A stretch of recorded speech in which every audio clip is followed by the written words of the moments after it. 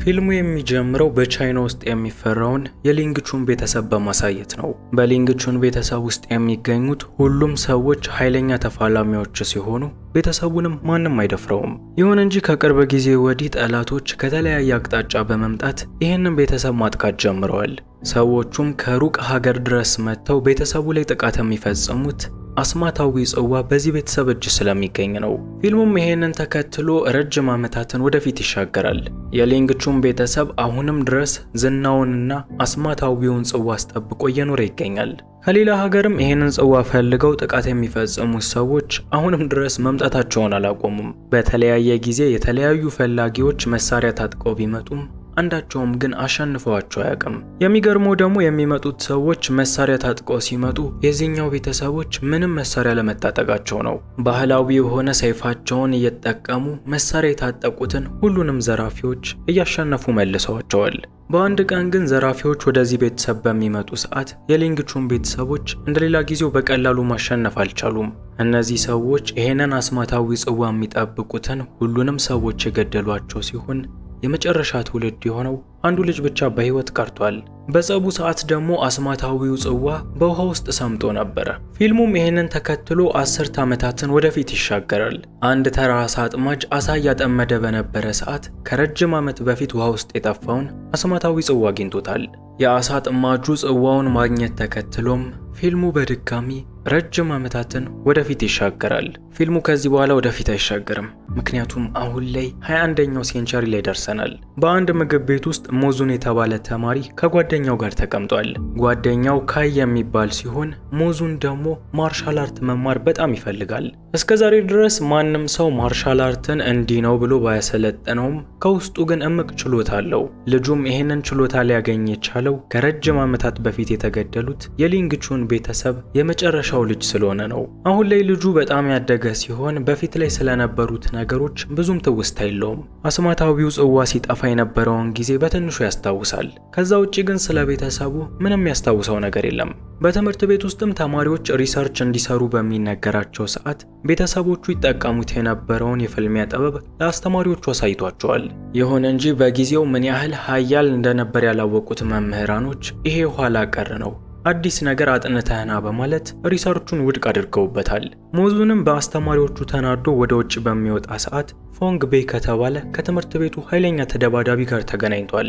ሞዙን ኃያል የነበረው የሊንግቹን የመጨረሻ ብቸኛ ልጅ ነው። ፎንግ ቤይ ደግሞ በከተማ ውስጥ አለ የተባለ ተደባዳቢ ነው። እናም ሁለቱ ፊት ለፊት ተፋጠው ለመደባደብ በሚደርሱ ሰዓት ካይ ከፍተኛ ውድመት ከመፈጠሩ በፊት ሁለቱንም አስቆሟቸዋል። ለጓደኛው ሞዙንም ፎንግን ማንም እንደማይደፍረው በመጥቀስ ከሱ ጋር ለመጣላት እንዳይሞክር መክሮታል። ሁለቱ ልጆችም ይሄንን እየተነጋገሩ በነበረ ሰዓት ሻሺ የተባለችውን የትምህርት ቤቷን ቆንጆ ሴት ተመልክተዋል። ሻሺን አይቷት ያልወደዳት አንድም ተማሪ የለም። ሁሉም ተማሪዎች ገና ካዩት ከመጀመሪያ ቀን ጀምሮ በፍቅሯ ስለሚወድቁባት በሄደችበት ሁሉ ይከተሏታል። የነካይ ጣፋንታም ከዚሁ ተመሳሳይ ሆኖ እሷን እየተከተሏት በነበረ ሰዓት እነ ፎንግ ሻሺን ሲያስቆሟት ይመለከታሉ። ፎንግም የትምህርት ቤቱ ጉልበተኛ እንደመሆኑ መጠን ቆንጆዋ ሴት ለኔ ትገባኛለች ባይ ነው። ሞዙን ደግሞ በትምህርት ቤት ውስጥ ማንም ጉልበተኛ ሊሆን አይችልም፣ መፋለም እንችላለን በማለት ሻሺን ለማስጣል ከሰዎቹ ጋር መፋለም ጀምሯል። በፍልሚያው ሰዓትም ምንም ያልተዘጋጀው ካይ ጭንቅላቱን ተመቶ የነበረ ሲሆን ፊቱ በሙሉ በደም ተሸፍኗል። ሞዙንም የካይን መድማት በተመለከተ ሰዓት ጥሉን አቋርጦ የመጀመሪያ ሕክምና የሚሰጥበትን ዕቃዎች ለመግዛት ሱፐርማርኬት ሄዷል። ትዕይንቱ ሲቀየር የከተማው ባለሀብት የሆነው ዴቪድ ሆዋንግን እንተዋወቃለን። የሰው ለጨረታ የቀረቡ ውድ ጥንታዊ ቅርሶችን በብዙ ገንዘብ በመግዛት ይታወቃል። በአሁኑ ሰዓትም በአሳ አጥማጁ አማካኝነት የተገኘውን አስማታዊ ጽዋ ተጫርቶ ለመግዛት ወደዚህ ቦታ መጥቷል። ምንም እንኳን ዴቪድ ወደዚህ ህንጻ ውስጥ በሚገባ ሰዓት ገዢ መስሎ ቢጠጋቸውም ዓላማው ግን ሌላ ነው። የሱ ቅድም የሰለጠኑ ሌባዎችን ወደዚህ ቤት ውስጥ በማስገባት ሀብቱ ላይ ምንም ገንዘብ ሳያወጣ እንዲዘርፉት ማድረግ ነው። በዴቪድ የተመደቡት ሰዎች ኃላፊነታቸውን ጨርተው ከመጀመሩ በፊት የጨረሱ ሲሆን በምላሹም አሻንጉሊት አስቀምጠውላቸዋል። ትዕይንቱ ሲቀየር ዴቪድ የመደባቸው ሰዎች አስማታዊውን ጽዋ ሰርቀው ወደ ቫናቸው እየሄዱ ነበር።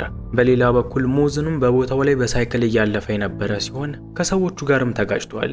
በጊዜውም ዘራፊዎቹ በድንጋጤ አስማታዊውን ጽዋ መሬት ላይ ጥለውት ነበር። ከዛም ጽዋውን አንስተው በድጋሚ ከመሄዳቸው በፊት ከዓመታት በፊት ሊንግቹን ቤተሰብ ውስጥ የነበሩት አይነት ወታደር ወደ ቦታው መጥቷል። ሰውየውም ልክ እንደ ሊንግቹን ቤተሰቦች ኃያል ተፋላሚ ሲሆን ሶስቱንም ሰዎች በደቂቃ ውስጥ መዘረር ችሏል። ከዛም አስማታዊውን ጽዋ ከሙዙን ተቀብሎት ቦታውን ለቆ ሄዷል። ትዕይንቱ ሲቀየር ሙዙን ከጓደኛው ካይ ጋር ተገናኝቷል።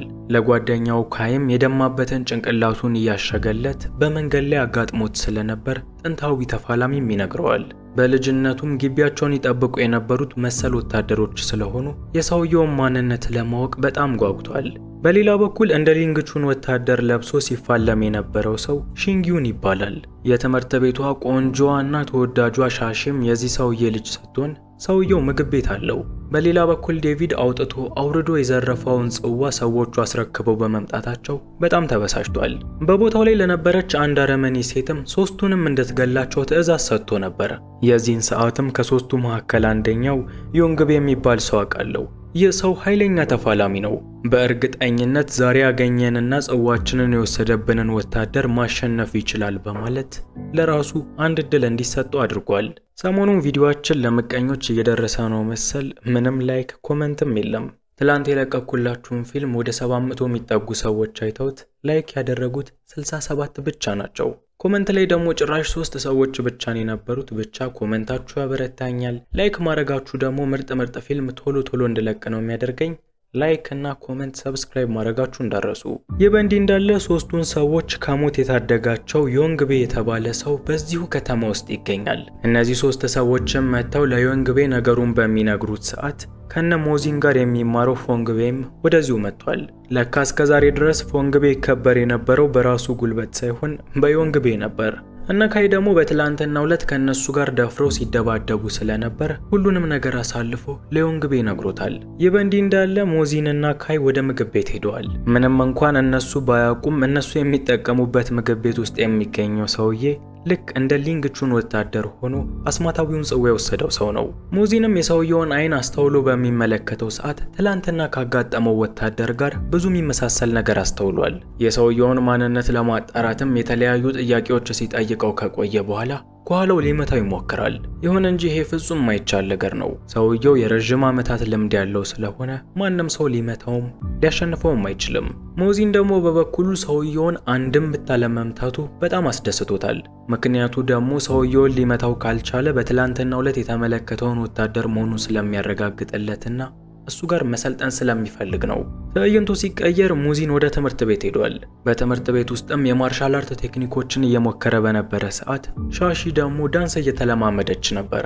ሻሺ ሞዚን በሚለማመድ ሰዓት የሚረብሽ ድምጽ እያወጣባት ስለነበር ወደ ሌላ ቦታ ሄዶ እንዲሰራ ጠይቀዋለች። ይሁን እንጂ ሞዚን በንቀት ምንም አይነት ምላሽ ሳይሰጣት ስራውን መስራቱን ቀጥሏል። ሻሺ ደግሞ ከሱ ጋር መጨቃጨቅ ስላልፈለገች ቦታውን ለቃ እየሄደች ነበር። ሞዚንም ተከትሏት ትከሻዋ ላይ እጁን ሊያሳርፍ በሚሞክር ሰዓት ወዲያውኑ ራሷን ተከላክላለች። በአሁኑ ሰዓትም ሻሺ ራሷን የተከላከለችበት ቴክኒክ የማታው ወታደር ሲፋለም ከነበረው ጋር ፍጹም ተመሳሳይ ነው። ይህም በሰውየውና በዚች ልጅ መካከል የሆነ ነገር እንዳለ ስላመላከተው ሞዚን እስከ ቤቷ ሊከተላት ወስኗል። ይሁን እንጂ ምግብ ቤት ደርሰው ልጅቷና ሰውየው አባትና ልጅ መሆናቸውን ከማረጋገጡ በፊት ፎንግቤና ዮንግቤ በመንገድ ላይ መተውባቸዋል። ከዚህ በፊትም በቀላሉ አሸንፏቸው ስለነበር ሻሺ እንዲፋለም ፈቅዳለት ነበር። ነገር ግን ገና ፍልሚያው እንደተጀመረ የዮንግቤን ምቶችና ራሱን የሚከላከልበትን መንገድ ስትመለከት ሞዚንን ወዲያውኑ አስቆመው ከቦታው ላይ ሮጠው ማምለጥ ጀምረዋል። ትዕይንቱ ሲቀየር ሞዚንና ሻሺ የሺንጊዩን ምግብ ቤት ደርሰዋል። ሰውየውም ዮንግቤና ሰዎቹን በቾፕስቲክ በማዘናጋት ሻሺና ሞዚንን ወደፊት እንዲያመልጡ ረድቷቸዋል። በመቀጠልም እነዚህን ቡድኖች የሚመራቸው ዮንግቤ ስለነበር ከዮንግቤ ጋር እየተፋለሙ ነው። በሌላ በኩል ሞዚንና ሻሺም ከተቀሩ ሰዎች ጋር እየተፋለሙ የነበረ ሲሆን በመሃል ግን ካይ ወደ ቦታው ላይ መጥቷል። ካይም እንደመጣ ያደረገው ነገር ፍልሚያውን መቀላቀል አልነበረም። ወዲያውኑ ስልኩን አውጥቶ ፖሊሶችን እየጠራ የነበረ ሲሆን በዚህ ምክንያት እነ ዮንግቤ ወዲያውኑ ከቦታው ላይ አመልጠዋል። ትዕይንቱ ሲቀየር ሞዚን ራሱን በነሺንጊዮን ቤት አግኝቷል። ሺንጊዮን ከዚህ በላይ ወታደሩ እሱ እንደሆነ መደበቅ አይችልም። ምክንያቱም ከዮንግቤ ጋር በሚፋለሙ ሰዓት ሙሉ እንቅስቃሴዎቹን ተመልክተዋቸው ስለነበር እሱ መሆኑን ማረጋገጥ ችለዋል። በሌላ በኩል ዮንግቤ ደግሞ እንደ ሺንጊዮን አይነት ተፋላሚ ሰው አጋጥሞት ስለማያውቅ ሰውየው ማን እንደሆነና እዚህ ቦታ ላይ ምን እየሰራ እንደሆነ ይበልጥ ለማወቅ ጓጉቷል። ምሽት ላይ ሺንጊዮን ምግብ ቤቱን ዘግቶ ወደ ቤት እየሄደ ነበር። ከጨለማ ውስጥም አንድ ሰው ወጥቶ ከሱ ጋር መፋለም በሚጀምር ሰዓት ሰውየው በቀላሉ ልጁን መያዝ ችሏል። ከጨለማ ውስጥም ወጥቶ ሲፋለም የነበረው ሞዚን ነበር። ቀን ላይ ሞዚን የሰውየውን ቤት ለቆ ከመሄዱ በፊት የሱ ተማሪ መሆን እንደሚፈልግ ነግሮት ነበር። ይሁን እንጂ በጊዜው ሺንጊዮን ሊስማማ አልቻለም። ሞዚን ደግሞ ሰውየው ጋር ተምሮ ነጩን አስማታዊ ጽዋ መጠበቅ ስለሚፈልግ ከዓመታት በፊት አባቱ የሰጠውን የሊንግቹን ቤተሰብ አባል መሆኑን የሚያሳየውን ምልክት ለሺንጊዮን አሳይቶታል። ሺንጊዮንም የታላቁ ቤተሰብ አባል እንደሆነ ካወቀ በኋላ ልጁን ለማሰልጠን ተስማምቷል። ከዛ በፊት ግን ጥቂት ፈተናዎች ስለሚኖሩበት ነገ በጊዜ እንዲገኝም ነግሮታል። በማግስቱ ሞዚን ከተሰጠው ሰዓት አስቀድሞ በቦታው ላይ ተገኝቷል። የመጀመሪያዎቹ ፈተናዎች ቀላል ቢመስሉም ሰውነቱን በጣም የሚፈትኑና አሰልቺዎች ናቸው። ሊጥ ማብኳት፣ በግራና በቀኝ እጁ በባልዲ የተሞላ ውሃ ይዞ መቆም፣ እናም የህፃን ልጅ የሚመስሉ ቀላል እንቅስቃሴዎችን ማድረግ። ለመጀመሪያዎቹ በርካታ ሳምንታቶችም በዚሁ መንገድ እንደሚቀጥል ተነግሮታል። አንድ ቀን ምሽት ላይ ሶስቱ ጓደኛሞች ተሰብስበው በነበረ ሰዓት ሻሺ አንድ ሐሳብ አንስታለች። ይሄንን አስማታዊ ጽዋ የሚጠብቁ ሰዎች ብዙውን ጊዜ ህይወታቸው አደጋ ላይ የሚወድቅ ይሆናል። ሞዚን ደግሞ አሁን ላይ ሰልጠኜ ይሄንን ጽዋ ካልጠበቅኩ እያለ ስለሆነ ለህይወቱ ለምን እንደማያስብ መጠየቅ ጀምራለች። የዚህን ሰዓትም ሞዚን በልጅነቱ ያጋጠመውን ነገር ይነግራታል። ገና እሱ የ10 ዓመት ልጅ እያለ ይሄንን አስማታዊ ጽዋ ፈልገው የመጡ ሰዎች በርካታ የቤተሰቡን አባላት ገለውበት ነበር። በመጨረሻም እሱ በህይወት እንዲተርፍ ያስቻለው እንደ አባቷ ያለ አንድ ወታደር በመሆኑ ምክንያት ልክ እንደነዛ ሰዎች ከልጅነቱ ጀምሮ ወታደር የመሆን ፍላጎት አለው። በእርግጠኝነትም በዚህ ህይወት ውስጥ ስኬታማ እንደሚሆንና ምንም ጉዳት እንደማይደርስበትም ቃል ገብቶላታል። ከዛን ቀን በኋላ ሞዚን ከፍተኛ ስልጠናዎችን መውሰድ ጀምሯል። በዚህ ስልጠናው ላይ እሱ ብቻ ሳይሆን ከሱም ጋር ይሰራሉ የተባሉ ጋርዶች የሱን ስልጠና እየወሰዱ ነበር። አሁን ላይ ሞዚን ማሟላት ያለበትን አብዛኛዎቹን ችሎታዎች አሟልቷል። ከዚህ በኋላ የሚቀረውን አንድ ስልጠና ወስዶ ፈተናውን በሚገባ የሚያልፍ ከሆነም የጽዋው ጠባቂ እንደሚሆን ተነግሮታል። በመቀጠል የሚገኘው ፈተና አንድ አፕልን መቁረጥ ነው። ፈተናው አፕሉን መቁረጥ ብቻ አይደለም።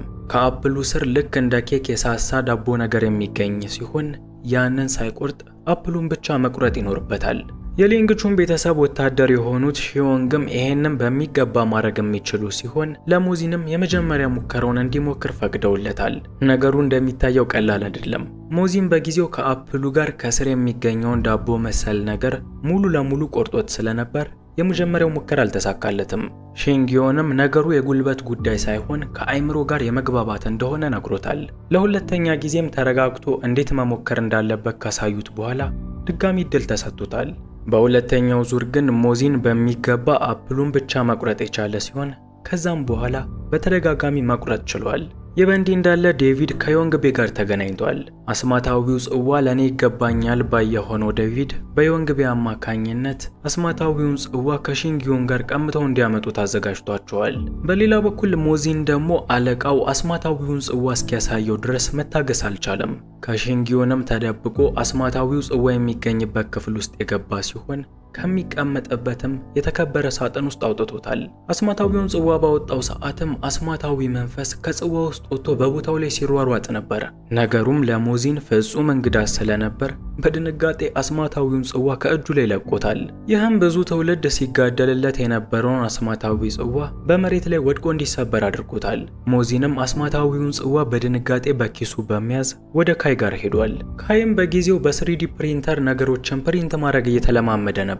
አጋጣሚውም የተመቻቸው ሲሆን በ3D ፕሪንተር አርቲፊሻል ጽዋ መስራት ችለዋል። በጊዜውም እነ ሞዚን ከውጪ ጩኸት ሰምተው ስለነበር ሁሉም የቤተሰብ አባላት ወደ ውጪ ወጥተዋል። በዴቪድ የተላኩት እነ ዮንግ አሁን ላይ የቤተሰቡ ብቸኛ ልጅ የሆነችው ሻሺን ያፈኗት ሲሆን አስማታዊውንም ጽዋ እንዲሰጧቸው መጠየቅ ጀምረዋል።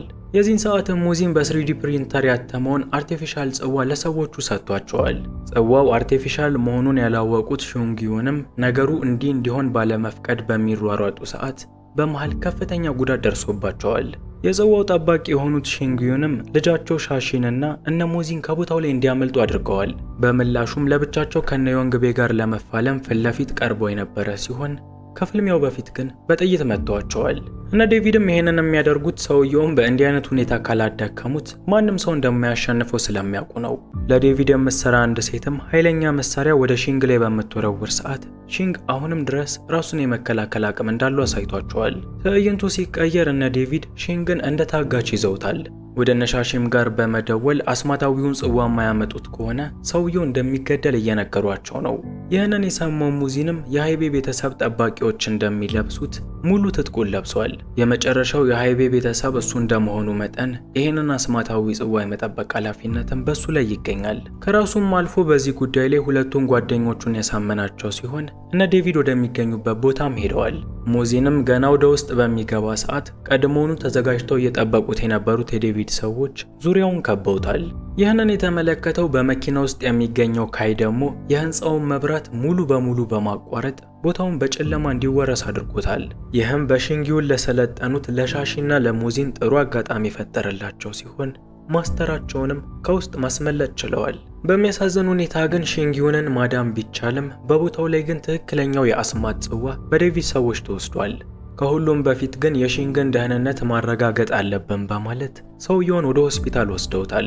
አንዴም የሺንግን ደህንነት ካረጋገጡ በኋላ የዴቪድ ሰዎች የሄዱበትን ቦታ መከተል ጀምረዋል። በጉዟቸው መሃልም በድንገት የካይ መኪና ቀጥ ብሎ ቆሟል። ሙዚንም ከራሱ ለመነጋገር ወደ ውሃው ዳርቻ ሄዶ ነበር። የዚህን ሰዓትም አይምሮ ወደ አንድ ዓለም ይወስደዋል። ይሄ ዓለም አሁን ከምንኖርበት ዓለም ፍጹም የተለየ ነው። በጊዜውም ነጭ ጺም ያለውን ትልቅ ማስተር ያገኘ ሲሆን ማስተሩ ስለ አስማታዊ ጽዋ ሁሉንም ነገር ነግሮታል። አሁን ላይ ሄደህ ነገሩን ከዴቪድ ላይ ማትወስድበት ከሆነ የተረገሙ መናፍስትን የሚጠራበት ይሆናል። እነዚህ መናፍስት ደግሞ ማንም ሰው ሊያስቆማቸው አይችልም። ምድሪቷን ለጥፋት ከማድረሱ በፊት ጽዋውን ከእጁ ላይ መንጠቅ አለበት። ምናልባት ሳይሆንላችሁ ቢቀርና ክፉዎቹ መናፍስት ከጠራቸው ሰውየውን እስከ መጨረሻው ማጥፋት አለበት በማለት ነገሮችን እንዴት እንደሚያስኬድ ነግሮታል። ሙዚንም ከሰውየው ጋር ያለውን ንግግር እንደጨረሰ ሻሺ እየጠራችው ወደዚህኛው ዓለም እንዲመለስ አድርገዋለች። ካይም መኪናውን አስተካክሎ የጨረሰ ሲሆን ዴቪድ ይገኝበታል ወደ ተባለው ቦታ ሁሉም ሄደዋል።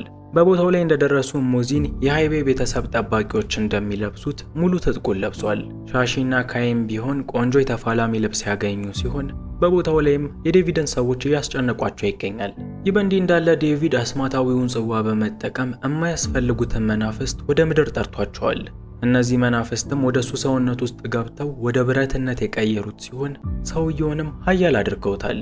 በአሁኑ ሰዓትም ዴቪድ ኃያሉን መናፍስት እንደጠራ የተመለከቱት ካይና ሻሺ ናቸው። ሙዚን ለዴቪድ ከምትሰራው ኃይለኛዋ ኒንጃ ጋር እየተፋለመ የነበረ ሲሆን ሴትዮዋንም በራሷ መሳሪያ ገሏታል። ወደ ነሻሺ ጋር ስንመለስ ዴቪድን ለሁለት ማሸነፍ ከብዷቸዋል። በአሁኑ ሰዓት ዴቪድን የማሸነፍ ኃይል የተሰጠው ብቸኛው ሰው ሙዚን ብቻ ነው። ሙዚንም መምህሩ ሺንግዩን ያስተማሩትን አፕሉን ብቻ የመቁረጥ ብልሃት በመጠቀም መናፍስቱን ከዴቪድ ላይ መቁረጥ ችሏል። ከዛ በኋላ ግን ባለነጭ ጺም የሆኑት ቄስ የነገሩትን ሰውየው መሞት አለበት የሚለውን በማስታወስ ወደ እሳት ውስጥ ከቶታል። እናም እስከ ዛሬ ድረስ በሃይቤ ቤተሰብ ሲጠበቅ እስከ 21ኛው ክፍለ ዘመን የደረሰውን አስማታዊ ጽዋ ነገር እንዲህ ባለ ሁኔታ ጨርሰውታል። በፊልሙ የመጨረሻ ትዕይንት ላይ እነ ሙዚን ወደ ትምህርት ቤት ተመልሰዋል። በአሁኑ ሰዓት ሙዚን የድሮዎቹ ማርሻል አርት ትምህርቶችና የድሮዎቹ መሳሪያዎች ጊዜያቸው ያለፈባቸው እንዳልሆነ ምስክር ሆኗል። ከዚህ በፊትም የሱን ትምህርት ያረጀ ብለው ሲያናንቁ የነበሩ አስተማሪዎች በጉጉት እየተማሩ የሚገኝ ሲሆን እሱም ደስተኛ ህይወት መምራት ጀምሯል። ፊልሙ እዚህ ጋር ያበቃል። ፊልሙ ከተመቻችሁ ላይክ አድርጉት። ለቻናላችን አዲስ የሆናችሁ ሰዎች ደግሞ በሌላ ጊዜ እንደዚህ ያሉ ምርጥ ፊልሞችን ለማግኘት ቻናሉን ሰብስክራይብ በማድረግና የደወሉን በተን በመጫን ቤተሰብ መሆን ትችላላችሁ።